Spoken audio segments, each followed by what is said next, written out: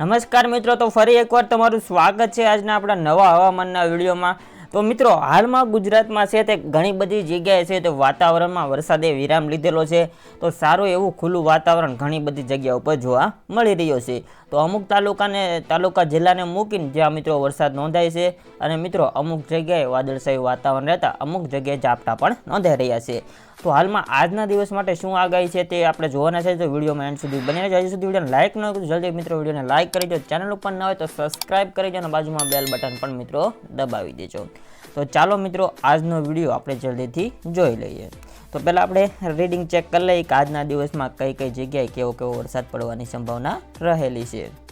તો તમે સ્ક્રીન પર જોઈ શકો છો મિત્રો, જે આપણે આ વર્ષે વરસાદની શરૂઆત થઈ છે તે મિત્રો અહીંયા જોઈ શકો છો। દરિયા કિનારેથી આપણને અહીંયા વધારે વરસાદ જોવા મળી રહ્યો છે।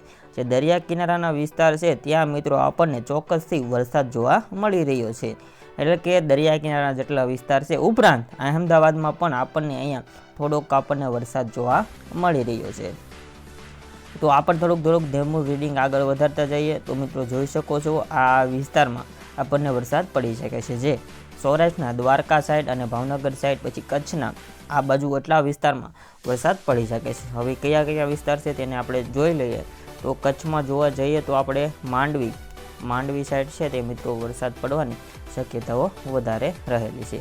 અને ગુજરાતમાં છે તે મિત્રો અહીંયા જામનગર, અહીંયા દ્વારકા, પછી ભાટિયા, પછી આવી જાય છે પોરબંદર, માનવાડ આવી જાય છે, જુનાગઢ, ઉપલેટા, જેતપુર એટલા વિસ્તારમાં અહીંયા મિત્રો વરસાદ પડવાની શક્યતા રહેલી છે।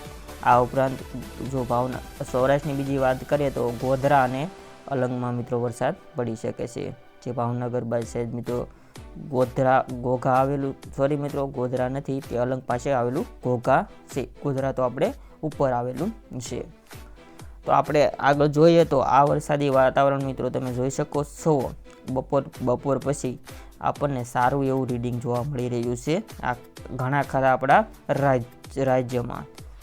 ઘણા બધા તાલુકા જિલ્લાઓમાં ગામડામાં વરસાદ નોંધાઈ શકે છે, જેમાં મોરબી, રાજકોટ, ગોંડલ, બોટાદ, જામનગર, ભુજ ઉપરાંત આપણે ઉત્તર કચ્છમાં હજી જોવા જઈએ તો કચ્છમાં કોઈ રણ છે મિત્રો, રણ પ્રોપર તો વિસ્તાર નથી, રણ વિસ્તારમાં છે।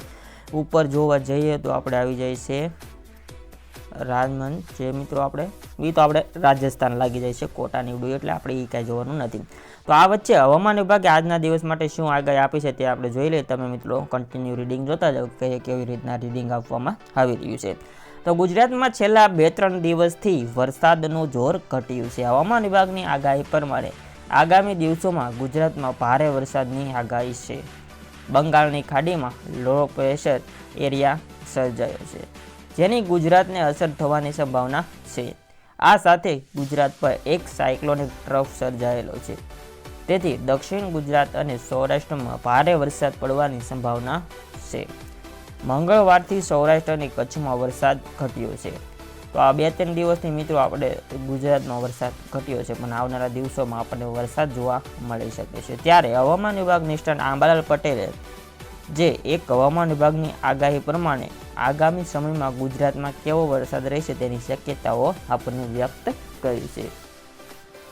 તો હવામાન વિભાગના જણાવ્યા પ્રમાણે આજે 11મી જુલાઈના રોજ ભારે વરસાદની આગાહી નથી। શુક્રવારે આખા ગુજરાતના તમામ જિલ્લાઓમાં ગાજવીજ સાથે હળવોથી મધ્યમ વરસાદની આગાહી આપવામાં આવી છે।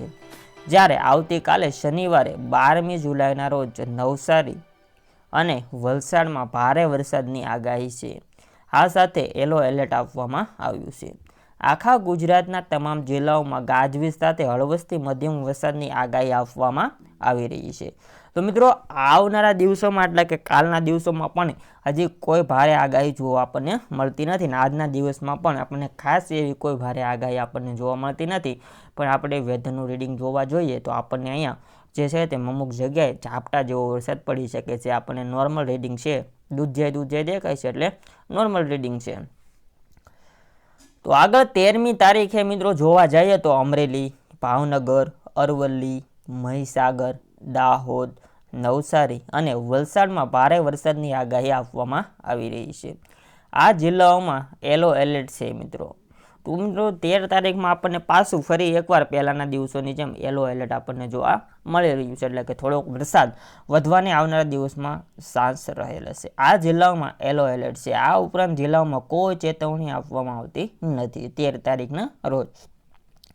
14 તારીખમાં જઈએ તો 14 તારીખમાં રોજ બનાસકાંઠા, સાબરકાંઠા, અરવલ્લી, મહીસાગર, દાહોદ, પંચમહાલ, છોટાઉદેપુરમાં યલો એલર્ટ આપવામાં આવ્યું છે. આ સિવાય કોઈપણ વિસ્તારમાં અતિ ભારે વરસાદની આગાહી કરવામાં આવતી નથી. તો મિત્રો 14 તારીખમાં જે આગાહી છે આપવામાં આવી છે, એટલે કે ધીમે ધીમે આપણને ઉત્તર ગુજરાતમાં આવનારા દિવસોમાં વરસાદ જોવા મળી શકે છે. તમે જોઈ શકો છો આવનારા દિવસોમાં આપણે ગુજરાતમાં ભારે વરસાદ પણ જોવા મળી શકે છે તેવી આપણને સંભાવનાઓ દેખાઈ રહી છે.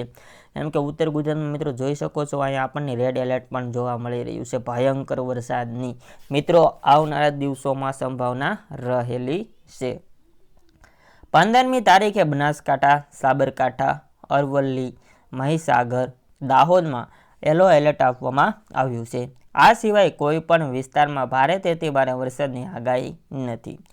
સાથે સાથે 16મી તારીખનું જોઈએ તો બનાસકાંઠા, સાબરકાંઠા, અરવલ્લીમાં યલો એલર્ટ આપવામાં આવેલું છે. આ સિવાય કોઈ પણ વરસાદની આગાહી નથી. તો મિત્રો આપણે 3 દિવસ કન્ટિન્યુ જોયું તો બનાસકાંઠા, સાબરકાંઠા, જે અરવલ્લી એ વિસ્તારમાં આપણે 3 દિવસ જે છે તે મિત્રો કન્ટિન્યુ સારા વરસાદની સાથે યલો એલર્ટ આપવામાં આવી રહ્યું છે. એટલે કે આવનારા દિવસોમાં જે ઉત્તર ગુજરાતમાં છે તે મિત્રો ભયંકર વરસાદ જોવા મળી શકે છે. એમ કે યલો એલર્ટ એટલે મિત્રો ઘણો વરસાદ વધારે હોય છે ત્યારે આપવામાં આવી રહ્યું છે. અતિ ભારે વરસાદની આગાહી આપે છે ગાજવીજ સાથે. એટલે કે મિત્રો બનાસકાંઠા, સાબરકાંઠાના વિસ્તારના લોકો સાવચેતીથી રહે.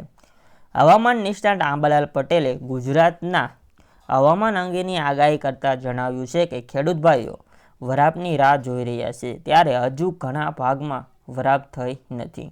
હજુ પણ વરસાદ ચાલુ રહેવાની શક્યતાઓ છે. એક નવી સિસ્ટમ આવશે અને 12મી તારીખ સુધીમાં ફરીથી ભારે વરસાદની શક્યતાઓ લાવશે, જે મિત્રો આંબાલાલભાઈ પટેલે આપણને જણાવ્યું છે. તો આંબાલાલભાઈ પટેલે જણાવ્યું છે કે વરસાદની નવી સિસ્ટમ આવવાના કારણે 12મી તારીખમાં ગુજરાતના અનેક ભાગોમાં ભારેથી અતિ ભારે વરસાદની આગાહી છે. દક્ષિણ ગુજરાત અને સૌરાષ્ટ્રના અનેક વિસ્તારોમાં ભારેથી અતિ ભારે વરસાદની આગાહી છે. આ ઉપરાંત કચ્છ, જે મધ્ય અને ઉત્તર ગુજરાતના ભાગોમાં ભારે વરસાદથી મિત્રો વરસાદ થઈ શકે છે. આ વિસ્તારોમાં 10 ઇંચ સુધી વરસાદ ખાબકી શકે છે, જેનાથી નીચાણવાળા વિસ્તારોમાં રહેલા લોકો મિત્રો સાવધાની રાખે. તો મિત્રો આગામી દિવસોમાં પણ ભારે વરસાદની આગાહી કરવામાં આવી રહી છે. સાથે હવામાન નિષ્ણાતે એમ પણ જણાવ્યું છે કે 15મી જુલાઈ સુધીમાં ગુજરાતમાં વરસાદ જોવા મળશે. વરસાદની ધરી નીચે આવતા તારીખ 18 ને 19માં વરસાદનું જોર ઘટી શકે છે. આ દરમિયાન વરાપ આવે તો સારું, ત્યારબાદ તારીખ 20 વરસાદી પણ સારું રહે છે. એટલે કે મિત્રો તારીખ 20 બાદ વરસાદી પાણી ચાલુ રહે છે.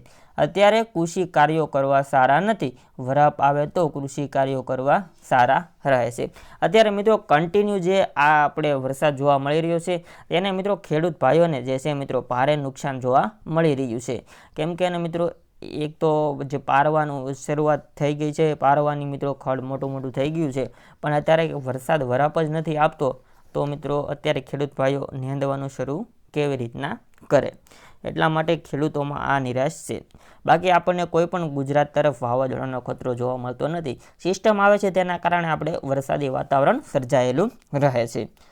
તો પવનની દિશા પણ આપણે એકવાર નજર જોઈ લઈએ કે પવનની દિશામાં કેવી મિત્રો આગળના દિવસોમાં સ્પીડ રહેવાની છે. બાકી આપણે આગાહી તો સંપૂર્ણ કવર કરી લીધી છે. તો પવનની દિશા મિત્રો ગુજરાતના તાલુકા જિલ્લામાં આવી રીતના રહેવાની છે. નોર્મલ પવનની દિશા રહેવાની છે, બહુ કંઈ ખાસ પવનની મિત્રો દિશા રહેતી નથી.